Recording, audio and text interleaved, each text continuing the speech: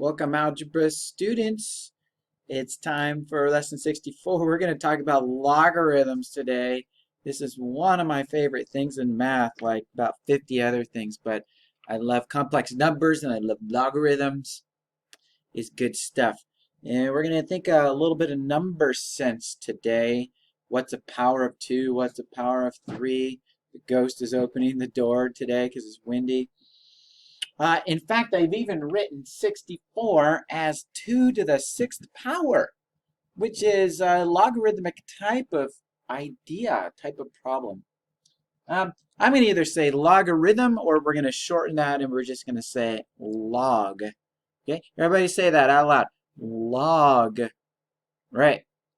But as Morpheus asked Neo in the Matrix, what is the Matrix? And asked the question, what is a logarithm? What is a logarithm? A couple of different answers. The most basic one for me is to describe it as a thing, like a math thing. And if you're thinking about math things, then a logarithm is just a fancy word for an exponent. Or if you're thinking about it as an operation like taking the logarithm, what we do there is the inverse operation of exponents. Okay, so as an operation, it's the inverse, the opposite of, use a big word here, exponentiation. And I'll explain that here in a minute when we look at what little game that we're going to play. If you've got your algebra properties, then look, there's logarithm properties right there on your sheet. So you might want to pull that out and look at the very top of that where it says if y equals then b to the y equals, and a couple other ones at the top. We're only going to be looking at the first few things. We're just kind of get you a taste of logarithms to whet that appetite for some math. All right, so it's basically an exponent. And when we want to use these, it's something like if we have the number 64, and we like to write that as 2 to the power of. 64, the bigger numbers get, the more unwieldy they get for math. If we can boil a big number down into a small base to an exponent, then we can do a lot simpler math. Actually, we already know that if we were going to do multiplication, like let's imagine we were going to do 32 times 64. We can rewrite 32 as 2 to the 5th and 64 as 2 to the 6th. And that turns a big multiplication problem into a simple addition problem. So logarithms help us to rewrite a big number as a smaller base to an exponent so that we can do simple things like combine exponents to give us an idea of how big a number is. 2 to the 11th power is whatever 32 times 64 is. So I want you to think like that here. Logarithms help us take a big problem and boil it down to a simpler problem. A very good strategy in math. If we can simplify, let's do it, right? It's key to life. Simplify, simplify, simplify. At least according to the transcendentalists. Okay, there are two forms of numbers then that we could use. We're, I think, familiar with the exponential form where we're going to take a number a, like we just did, and translate it into a base to an exponent, x for exponent. This is what that exact same thing would look like if we changed it to a logarithmic form. We're going to have the logarithm. The b here stands for base. You can see that. And then we've got our number, a, like the big number that we want to rewrite. And then equals, and x was the exponent or the logarithm that we're looking for. So let me take that example of 2 to the 6th equals 64. If I want to rewrite this equality here in logarithmic form, I'm going to say log base 2 of the number 64 equals 6. And you can see that I just took this number, I moved it here, I took my exponent, I moved it over here. I took this big number and I put it there. This question right here is saying, now listen carefully. Listen carefully. If I want to write 64 in base 2, it needs an exponent of 6. So this question is saying, let's take 64 and let's rewrite it in base 2. 2 to the 6th equals 64. Now the question might be this, right? Might be, give me the number. And that would be taking this question and turning it into this. Let's rewrite 64 as 2 to the power of. What's the power of? What is the number up there? That would be a logarithmic form of that same thing. You're going to need to do a little experimenting or practice with changing the form from exponential over to logarithmic and back. And so they're going to give you something like, and I'll do this with a little bit of different notation here. B to the L equals n, base, logarithm, big number. We would change that into the form log base what? Well, B is for base. And then what's our number? I don't know. Equals logarithm. Or go from this way, that way, and put things back where they ought to go. So let me take log base 2 of 32 equals 5 as my logarithm problem. I'm going to go this direction and rewrite it as base to the logarithm equals a number. So there's my base, it's 2. There's my logarithm, it's 5. And then there's my number, it's 32. So you're going to need to practice going back and forth. You're familiar with this, you're not familiar with this. Logs always will indicate which base your system that you're working in. Or am I doing base 12 or base 2 or base 5 or our normal number system of base 10? Here's the big number, and then I want to rewrite that as 2 to the power of 5. Okay? So get used to looking at where all those parts go. You take something even simpler that we already know the answer to. 6 squared equals 36, obviously. But writing that in trig form, we'd say log base 6 of 36 equals 2. Okay? I want to rewrite 36 in base 6. 6 to the what equals 36? It's 2. 6 to the 2, 6 squared. All right, back and forth practice. There's going to be some questions about that between the log form and the exponential form. The next thing we want to do is we want to cover the first 2 basic properties of logarithms. There's this, obviously. Here's how we go back and forth between the 2 forms. But we're looking at 2 basic properties.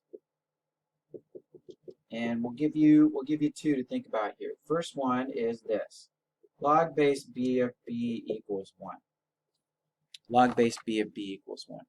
You know, like, that's kind of weird. But yeah, but what we're looking for here is a match between the base and the number. Okay? If we just change this over into exponential, you'd be like, oh yeah, that makes sense. So if we change this over to exponential form, we'll have our base is b, our logarithm is 1, and our number is b. Obviously, we already have that as a definition, that a b is the same thing as b to the 1 power. Right? There's an imaginary 1 sitting there. So that's obvious. It's a given. That's just taking this expression and moving it over to log form. So we're looking for a pairing up of the base and the number. If they're the same, then the answer is just 1. We're asking, can I write b in base b? Yeah. What's the power on that? 1. Yeah, power is just 1. So that's our first property. That's how it would translate. B to the 1 equals b, but we're writing it in the log form. Our second property is this. Log base b of 1. And what would that equal? Well, the rule is that it equals 0. And I'll give you the reason why. We've said before when we were doing things with exponents, anything to the 0 power is 1. That's the way to say that in log form. Anything to the 0 power is 1. If I change that back over to exponential form, my base is b. Here's my logarithm, or my exponent of 0. and here's my number. Obviously, any number to the 0 power is 1. Log base b of what number? 1 equals the exponent 0. You can try that on your calculator. You've got a couple of buttons over here. One says log and one says ln, or natural log. If you just use that log button and you go log, that's base 10 of 1, just type it in. Okay, log base 1. Ah, it's hard to see this morning. Equals, and it gives me, I didn't need equals. It says 0. Can you see that? I know it's like having a hard time focusing this morning. Aren't we all? All right, calculator knows. Alrighty then. Now, I just mentioned that there's 2 different buttons on your calculator. You've got this button here that says log, and you got the one right below it that says ln. Anytime you push that button on your calculator, log, you are doing log base 10, because we work in the base 10 system. You know, we got 10 fingers and digits and all that kind of stuff. This is called the common log, or common logarithm. If you push this one, the ln stands for logarithm natural.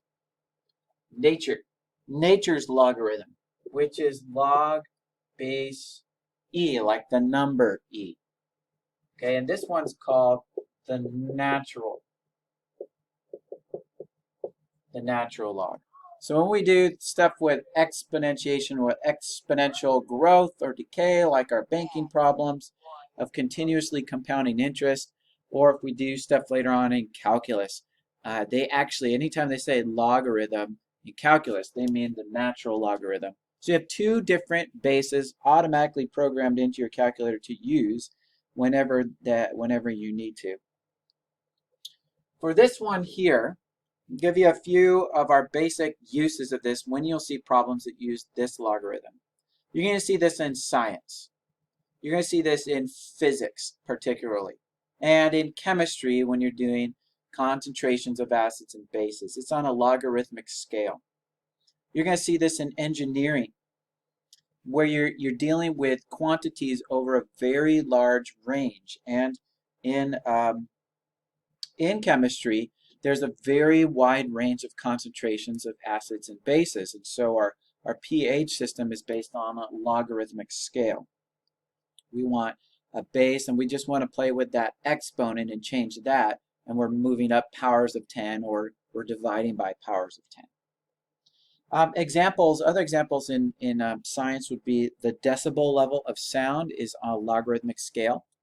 So you got a lawnmower being like 70 decibels and like a jet engine being like 100 decibels. It seems like it's not too far away on the scale, but one is like 1,000 times more energy than the other one.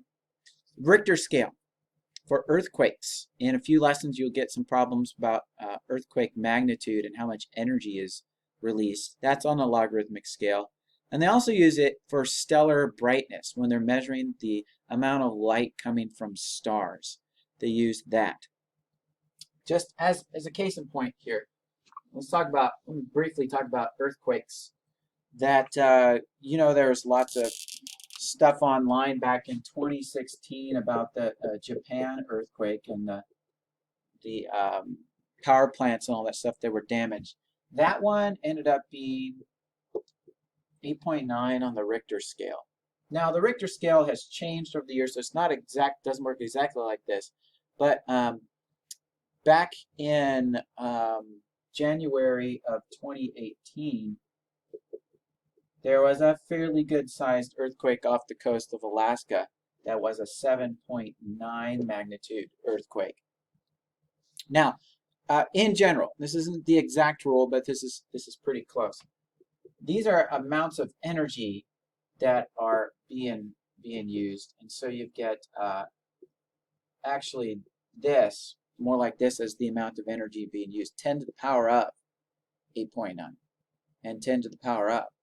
And so even though a 7.9 is a very big and could be seriously disastrous earthquake, this earthquake here generated 10 times as much energy as this Alaska quake.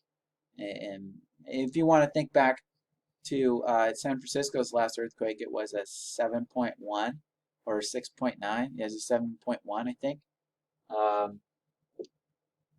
when the baseball World Series was happening. That is a significant difference in the amount of energy. In fact, you could do the math really quickly. We go 10 to the power of 8.9 minus 7.1. There was 63 times as much energy released in the one in Japan than there was in the one in San Francisco. 63 times as much energy. That's pretty crazy. Let me show you something that's pretty cool about powers of 10 and the regular log, the common logarithm button, is that I already said that if we can get the base here, log base 10, and we get the number to match, we're in business. Log base 10 of 10 is 1 because the other form says 10 to the 1 equals 10, obviously. But with log base 10, if we're counting in base 10, what happens when we do this? Let me make it put an x there, which is a good idea on these logarithm problems, put equals x. We change the form, we're just saying 10 to the what equals 100. So what's that exponent equal to? Equal 2. It's equal to 2.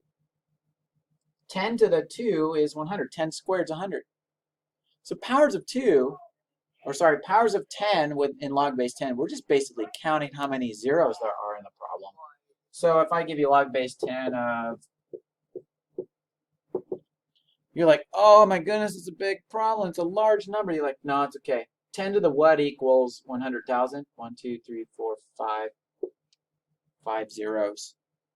There you go. 10 to the 5th equals 100,000.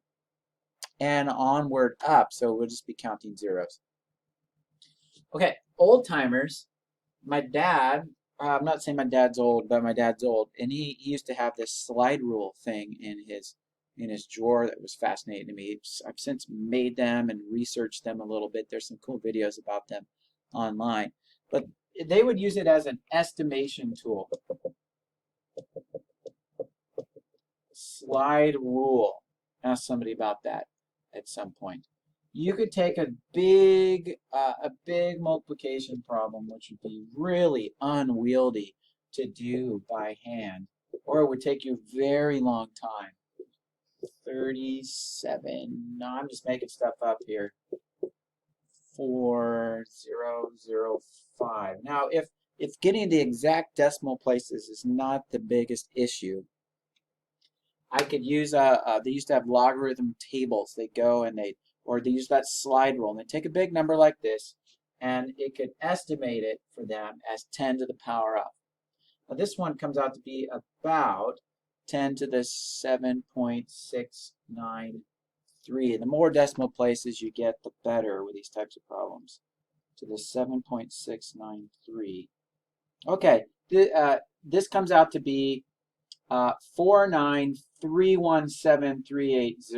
So it's a little overdone there, but it's not too far off. It's still at least in the right order of magnitude for sure, and I'm exact to 2 decimal places, if not almost 3.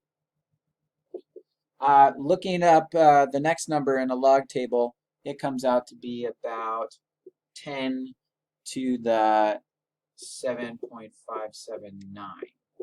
And you're just going to need to trust me on that. Now, if I want to get an idea of about how big this number is, I can use their logarithms, which is this number and this number, and then add those 2 numbers together. Plus 7.5779. And I can see that I'll get an answer that is approximately 10 to the power of 15.272. They can then slide their slide rule over to this value and drop down and get a good estimation of what their final answer was. I know that this is a 16-digit number. 10 to the 1 has 2 digits. 10 to the 2 has 3 digits. So it has 1 more digit than what you can see here up in this exponent. A 16-digit number. That gives me about the size of this number. And I can even like drop down and get like the first few digits of it if I wanted to. Okay, to me, the most important thing here about logarithms is thinking through how can I write this number in a different way that's more manageable. So let me give you a quick example. You know that game online, or you can have it on your phone, 2048? Well, this is one of the numbers in 2048 because it's a power of 2. I can show you that logarithms help us rewrite this number in lots of different ways. That's pretty much all we're doing. If I would like to write 1024 in base 2, I would take the logarithm of it in base 2, and I get 2 to the 10th power. It's one way we could write that number. But we could have also written it in base 4. And if I take the logarithm base 4, then I would get 4 to the 5th. I think maybe you can see why, because 4 is 2 squared. And if I took squared to the 5th, that equals 2 to the 10th. So I can rewrite that number in a kind of a more convenient way if I need powers of 4. You can keep going, because what if you want this in 16s, like a computer program would? A bit is made up of 16 pieces of information of ones and zeros.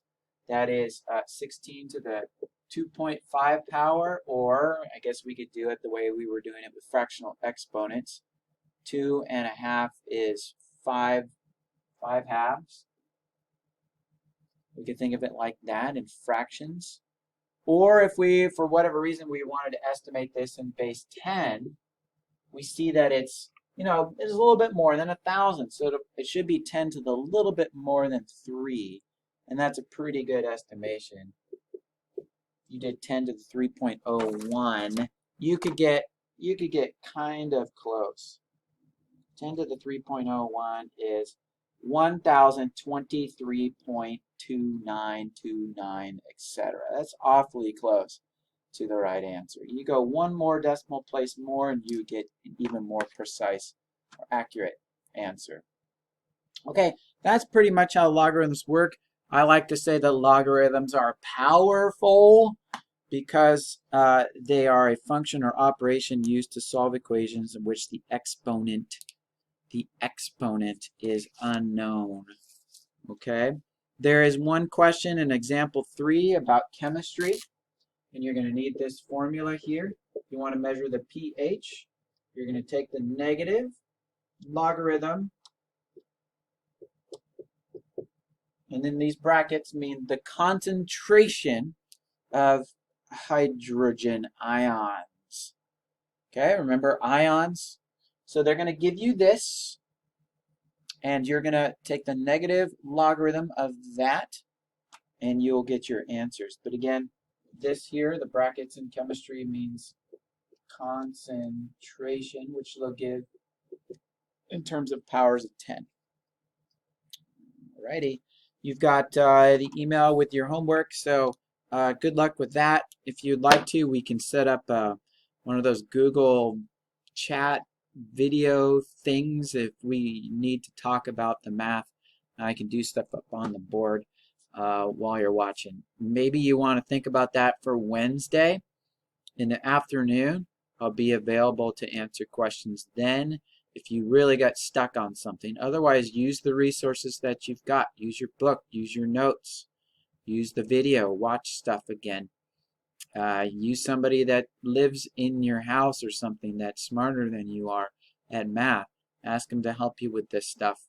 Yeah, but I'll be available. Just send me a text or an email. Let me know when you're available, and then we'll set up a little video call and people can ask some questions about the math.